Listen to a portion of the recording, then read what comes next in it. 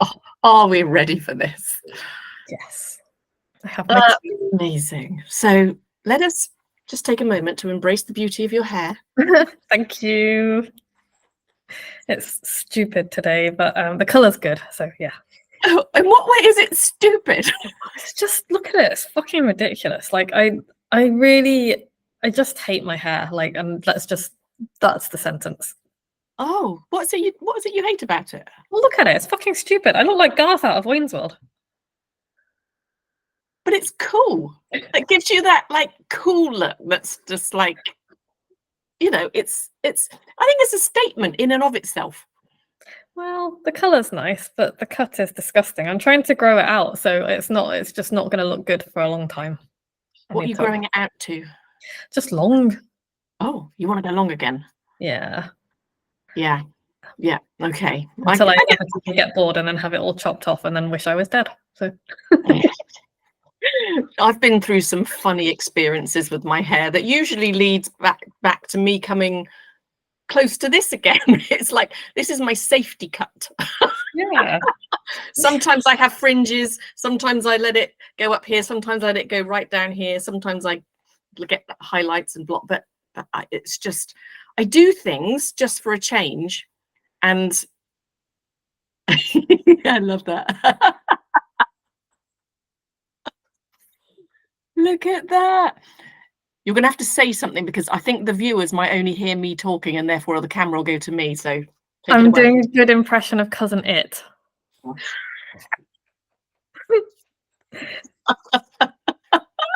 Follow me for more hair tips. And my hair tips are: embrace your inner Moira Rose and just have an entire wall full of wigs. Who's Moira Rose? Oh my god, have you not seen Schitt's Creek? No. Vicky, right, you go away after this and turn on Netflix and watch Schitt's Creek and you are welcome. It is like the best feel-good, ridiculous. I just love it. I've watched it like 3 times now, the whole series. It's just amazing. Oh, that's so cool. Yeah. So anyway, I'll stop messing with my hair. Sorry. I would look out for Schitt's Creek because it won't be long before I will need more binge watching. I have been binge watching. What's it called? Love is Blind UK. Joe occasionally gets obsessed with that, and I'll come in and he'll be watching it, and I'm like, "What is this trash?" And he's like, "It's trash, but it's very compelling." It is so compelling because you just get drawn into their stories and how they react to things. It's incredible. There's an ADHDer on there. Is there? Yeah. And it was really interesting seeing his story because he's known he's ADHD for a while, but he doesn't admit it to many people. And I didn't realize quite, because I'll tell anybody that I've got ADHD. I'm kind of just like, yeah, for me it feels like such a positive because it explains so much and it doesn't feel like it's a bad thing. It's just an explanation for why I'm different in some ways.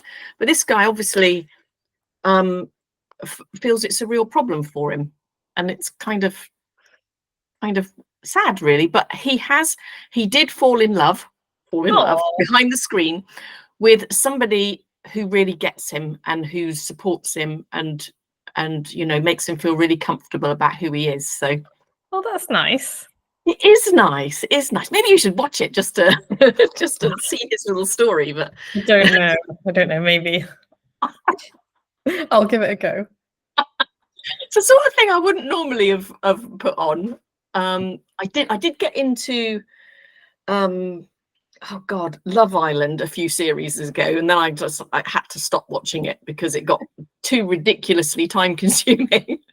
But this one I sort of started watching on holiday with my daughter-in-law, and Kev and I just binged watched the rest of it when we got home. The final still hasn't happened yet. We don't know if they get married or not. Okay, well, maybe I will give it a go then. Yeah, because Joe, he's really funny because he quite likes reality TV, although he would never say that. But like, I'll come in and he'll be watching something like that, or he'll be watching strange Korean reality like activity, like almost like American Ninja type stuff, but the Korean versions, and which are very entertaining. And they're like, do you know what's so lovely about them though? They're all like so lovely to each other and polite to each other, and they're competitive, but they're also like really loving towards their competitors, which I just think is really lovely. That's so cute, isn't it? It's Different nice, culture, isn't it? Yeah, it is. It's really nice. So yeah, I've watched a couple of those, but yeah. So tell me about your holiday. Well, the holiday was amazing. We went away with my son and his partner and the 2 grandchildren, and we went to a holiday cottage in Devon, a barn conversion. And it was the thing that I thought it would be really interesting to discuss today was 2 things, actually. The first thing was this barn conversion is absolutely beautiful. It's got high vaulted ceilings, loads of glass, you know, beautiful, just lovely finishes in it.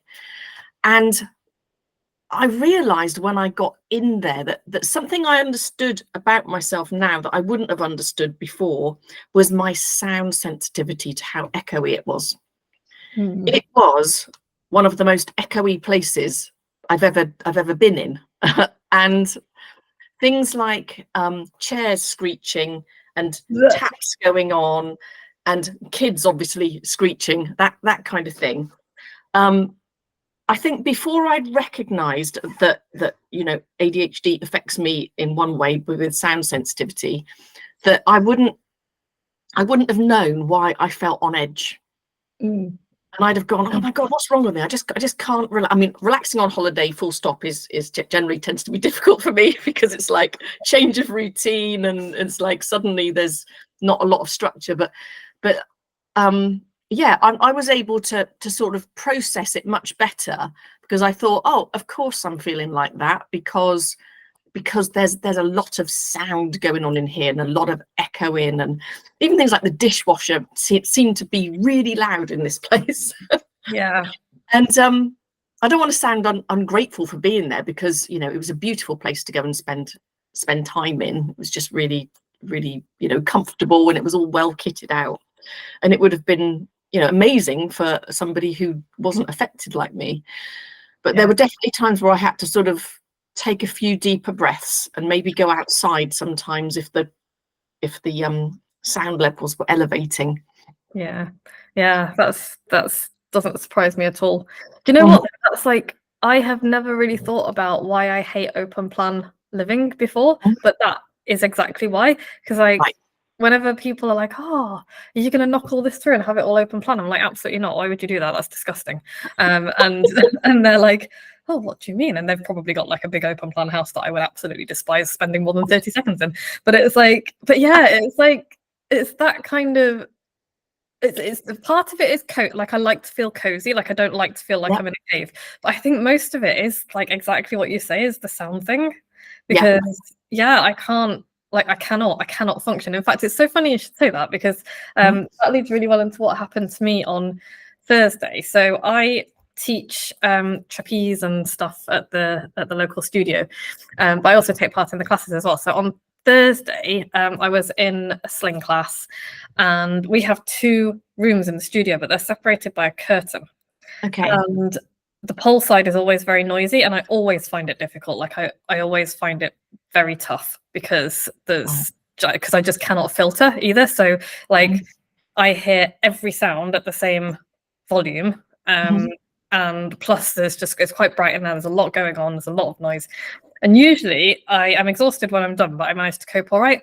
And on Thursday, I had to leave, because it was either leave the whole studio for half an hour for the rest of the class, or literally start screaming and not stop, because it was just like a proper little autistic meltdown. And then when Joe came to pick me up, it was like a proper, like, I managed to teach my class at 7:30, even though I was really, really struggling with the whole noise thing. Yeah. But like, Joe came to pick me up, and I just barely said a word all the way home, and he's like, "You okay?" And I was like, "I'm really not." And it was like, I couldn't, like, I just retreated right inside myself. Really, really horrible. So yeah, it's funny you should talk about that, because it's like, that is my continual struggle against other people's noise. Right. Yeah. Yeah. And you know, I totally get that feeling that you had. And another thing I struggled with on holiday was adventure parks. Oh. Yeah, so we went to Diggerland, and we also went to one that was called the Big Sheep in Devon, which is an incredible kids park. The Big Sheep. Yeah, you'd have loved it. We're going to Devon next month, and now I'm like, where's the Big Sheep? I need to go. Yeah. Oh, I can't remember which town it's near. We were sort of like somewhere near Barnstaple. I don't think it's very far away from that. But it's like a kids adventure park that it's got some rides on it, and it's got animals, obviously. And Kev really enjoyed watching the sheepdog rounding up runner ducks. So there was sort of like plenty of stuff going on. But I recognized that as well, being in overstimulating places. There were a lot of people, there were a lot of different smells, there was a lot of like visual clutter and noise all going on at the same time. And it was another time I had to remind myself is that I used to look at people and go, why do people enjoy these places? Yeah. And why do so many people come here? Because it's horrible. But actually, when I was able to go, okay, I'm likely to find this a little bit difficult, and to go into some self-calming and things like I might have been, I felt a few times tempted to just scroll on my phone as just a little bit of inward study, and I thought, no, I don't. That would probably make me even worse. Yeah. But to actually just calm myself down a little bit. And one of the things I used to calm, and I can't remember where I got this tip from, was to look for just three blue things, or just become very mindful, you know, and just go, okay, I don't need to process everything at once. Let's look at processing a few things. It's like, okay, what's the most prominent thing I can smell right now? Usually it was chips. But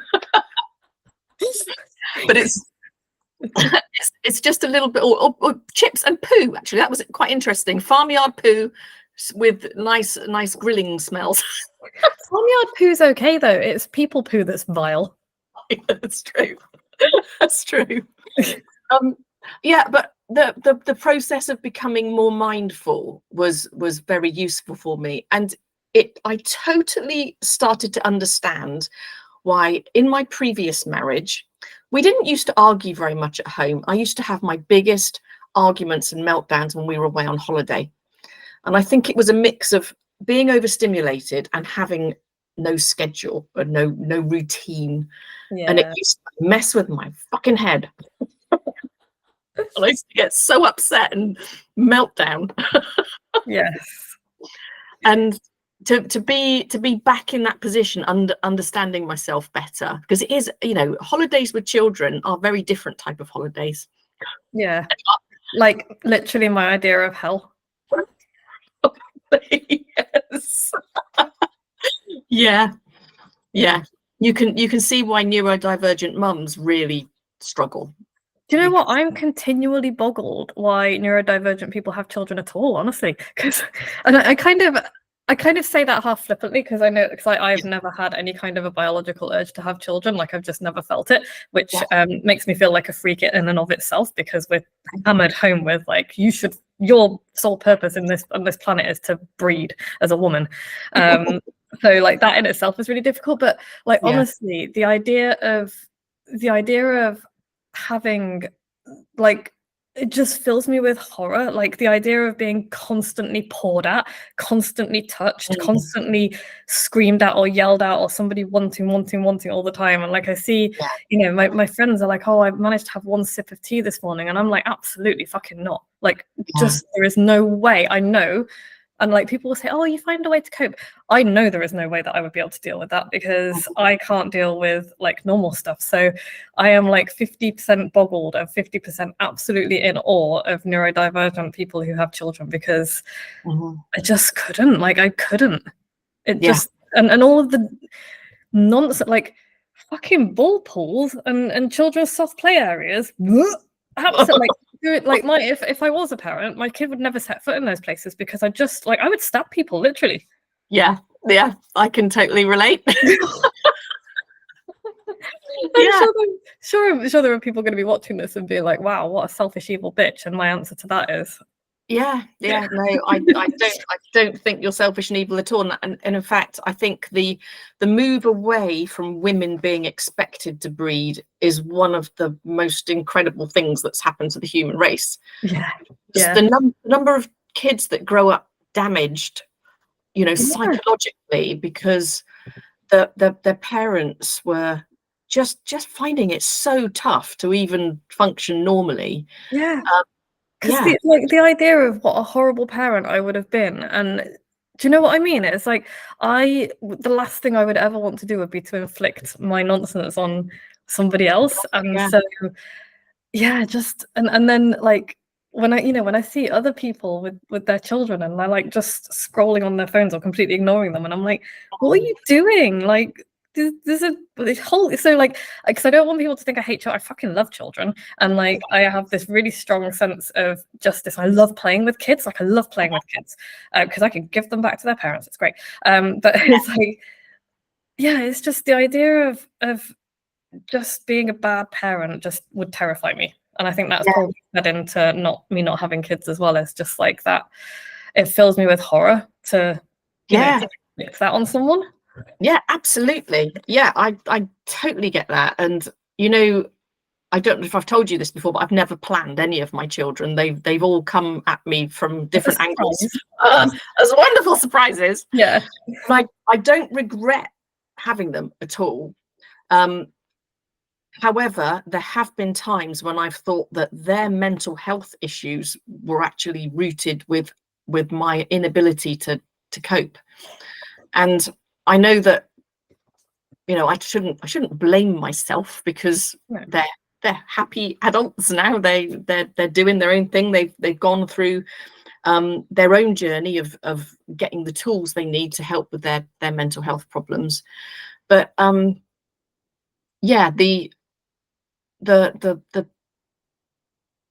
sort of the shame that can be involved with not feeling like you're coping as a parent can be huge.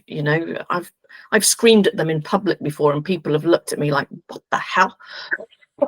You're a terrible, terrible mother. But I think that combined with the fact that they are possibly neurodivergent, although undiagnosed, a couple of them at least, is just adds to the melting pot of all the things that could be an issue, isn't it? Yeah, and like I don't, because it was Philip Larkin who wrote "They fuck you up, your mum and dad." Yes, like literally every parent does. Like I don't think there is any way around it because everyone's human, right? And everyone makes mistakes, and it's like no, there is no perfect parent. There is no perfect way of parenting. There is no perfect way of doing anything. So it's just like, how do you do your best, which you've always done. So I feel like you should be pretty proud of yourself. Yeah, exactly. You just knowing that you're doing your best every day and reminding yourself of that can be incredibly sort of soothing on the inside, can't it? It's in any situation, whether it's parenting or not. Exactly. And I feel pretty proud of myself. Like it's taken me a long time to get here, but I feel proud of myself for not bowing to societal pressure to have children, because for me that would have been exactly the wrong thing to do. And I don't know, maybe I would have loved it, maybe I would have been a great parent, I don't know, but I do know how hard I find it to cope with my life as it is at the moment without adding in a small child to it. So like I'm really proud of the fact that I didn't succumb to that pressure to do what was expected of me. So yeah, you should be very proud of yourself for that, because the social pressure is freaking huge, even in our enlightened society. It's like, wow. Like, people say to me, oh, you'll regret it one day, and I was like, well, A, that's a very presumptuous thing to say, and B, I would much rather regret not having children than I would regret having children. Like that must be awful, because I've read articles from, like, they're anonymous obviously, because can you imagine the shit that they would get from people who have said, I love my children, but I wouldn't do it again if I could, because I regret having them. And it's like, I love them, I would do anything for them, I love the life I've got with them, and I regret having them. And it's like both of those two things can be true. And that must be a really horrible feeling to have. Like, it must be really awful to feel that way, especially because, you know, if you said it out loud and people could see you, the judgment that you would get for it. And it's just, and so, yeah, that was something for me. It was just like, I don't ever want to regret that. Like that would be horrific. And so, yeah, one day, you know, when I'm 90 and I haven't got anyone to take care of me, maybe I will regret it, but I'll deal with that when I would much rather that than the other way around. So, yeah, but the thing is, Vix, how many adults now really do take an active part in looking after their elderly parents? Not many. No, not many. And you know, people end up at home if they need looking after. Yeah. Plus, what a horrible reason to have children, just so you've got someone to take care of you in your old age. How selfish is that? No thanks. It's like yeah, but actually, when you say that, it actually does explain why there used to be social pressure. Yeah. To have because I imagine in the tribal societies, it's important to have like a throughput of humans into your tribe. It is. Yeah, but now it's pretty much almost the opposite is true. We're overpopulated and we're using the Earth's resources like goodness knows what. And as wonderful as babies are, we don't need any that aren't wanted. Plus, there's like, I read a stat this morning because there's a guy that I follow on LinkedIn who's really amazing, and he and his partner, and he posted because he and his partner have just formally adopted their son, and he had loads of homophobic hate, as you know you would expect from like the knuckle dragging dickheads around. But like he posted it, instead of kind of railing against that, he was like, there are 583,000 children in care. Like, what kind of a disgusting human would like send hate messages to someone who has just given a home to one of those children? It's like a loving home.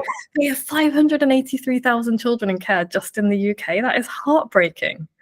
Wow. The world does not need any more children popping out of bodies right now. It's like it really doesn't. No, my God. And it also makes you wonder how many of those, I mean, because I know kids get taken into care for all sorts of different reasons, and substance abuse is one of them, isn't it? Yeah. And substance abuse is very highly correlated with neurodivergency, isn't it? It's like a coping mechanism in many ways. Yeah. And it just makes you think, I wonder how many, if those children would be in care. I don't want to make it all sound like if you're neurodivergent you're going to be a drug addict, but no, how many of those parents doing it? Yeah, and you know how many? I don't know. I just think people should leave other people alone. It's like, like mind your business. Let people get on with what they get on with, and you know, stop asking awkward questions like, you know, oh, why don't you drink? Well, why do you drink? Or oh, why don't you have children? Well, why do you have children? And have you ever really thought about why you have children? No, come on, tell me, what is your actual reason? What was your reason for having children? Well, everybody else is. That's a stupid reason. Well, it is though. Anything other than I really, really wanted to is a dumb reason. It is. Accidents, fair enough. Yeah, accidents, fair enough. Even then, you've got a choice. You have got a choice, yeah. Yeah, so, you do have a choice, yeah. It's like, I'm gonna get some hate from this. I don't know. Do you reckon you will? Yeah, I'm fine with that, because again, people can mind their business.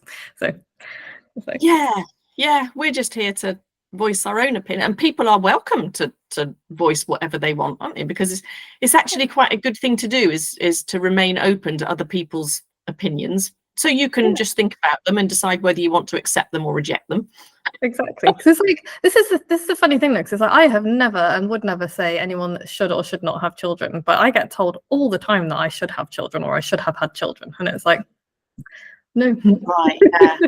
Yeah. It's a very similar thing with marriage as well. I quite often say, I get people to say to me, why aren't you getting married to Kev? It's like, well, I don't need to. I don't feel like I don't just don't want a wedding day again. I've had one. And you should, because you're living in sin. Oh yeah, it's like, oh, you should get married. It's like, why? Because do you know why they say that? Because they've got married and you're not getting married. They experience as a direct attack on their way of life, which I think is why I get a lot of that about children, is like people who maybe are finding it not quite as they thought it might be, let's say. And so my choosing not to do it, they are interpreting as a direct attack on their choices, which is ridiculous. It's like, it's really stupid. It's like your choice to get married or not has no bearing whatsoever on other people's lives, but humans are funny like that. Yeah, it's a bit like me saying to you, oh, Vicky, why have you got blue hair? You should have brown. You've got brown hair. It's great hair to have. Yeah, exactly. And like, you can see how ludicrous that is when you say that. And then, but like, humans are funny, aren't they? Humans are funny. Yeah, it's they get comfort in other people doing similar things. Yeah. Yeah. Whereas like, but then again, I think that's like a neurodivergent thing as well, because like I love seeing people doing different things to me and living different lives. And like, I love the fact that so many of my friends have got kids, because I get to go and play with their kids and kind of see what it's like from the outside and like have fun with them, and then, not have to deal with all the terrible things, which is great. Yeah. But it's really interesting to me. It's like, it would be really boring if everybody lived the same way. And so I think that's like a neurodivergent thing. It's like, we're like, yeah, live and let live, because we also have quite a strong sense of justice and what's fair and what isn't fair. And that's right. Yeah. Do your thing. And you're right that you get to perform a different role in society. I'm thinking now of Kev's sister. She's chosen never to have kids, but she is the coolest auntie ever. And all the kids love her because she's got time and energy for them. Whereas people with their own kids are so busy worrying about their own lives that they don't have that extra bit that they can. I'm not saying you're a shit auntie if you do have children, but I'm saying that like you say, just because you don't have kids yourself, it doesn't mean you don't like kids, and it doesn't mean you don't want to give of yourself to them. So. Exactly. Yeah. I think one of my friends said there's many ways to be a parent without actually being a parent. And like, it's that old idea of, it takes a village to raise a child, because it really does. And we've kind of lost that. So it's like, and this is like down to Thatcher, I think, but like capitalism and all of that kind of thing is like, it's put this really weird focus on the nuclear family and what a family is supposed to be, and it's like, that's really unnatural. It's an unnatural way of being. And in the old days, like you said, kids would just like run around the village and everybody would keep an eye on them. It was like the collective responsibility. And now, again, I'm just like, I don't have children, I don't know what I'm talking about, but I do know a bit of anthropology, and history and how things were. And like, I can confidently state that I had a richer life from being raised by childminders and by neighbors and all that kind of thing than I would have done just from being in the nuclear family. It's also safer, because if you think how much abuse happens within the family, it's like, oh my God, it's like, like if the whole community is involved in kind of child rearing and looking after kids, that can only be a good thing, surely. Absolutely. Yeah. I'm totally down with that. I think I had a similar experience. I grew up in a pub. My parents ran pubs, and so I was interacting with all sorts of different people who were sort of like part of raising me. Which, yeah, you're right. It's like it takes a village, doesn't it? Yeah. So, yeah, I've just realised we've done our half hour, but it's been so lovely to speak to you again. Yeah. And fun to be back on the road. Have we got a topic for next week? Or are we just going to just wing it? We could go back to noise and stuff again, maybe. Yeah. Because we kind of touched on it, and then I derailed us, didn't I? So with the soft play areas. So. That's only what we could go on touch as well. Because when I was at the beach, I realised how little I liked sand in my socks. Oh yeah, I love sand between my toes, but sand in my socks. So yeah, let's do sensory things. We'll come back to sensory, and lovely to see you again. And we'll catch up next week. Okay. Bye.